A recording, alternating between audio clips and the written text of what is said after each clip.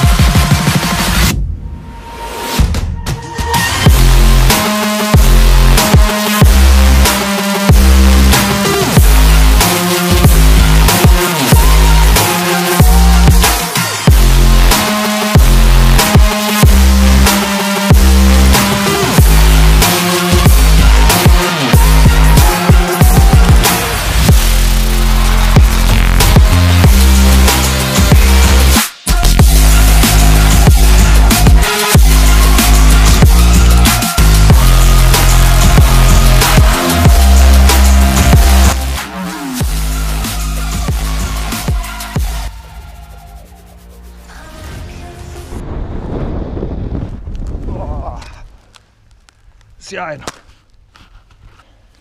Do jaja, a? Do jaja.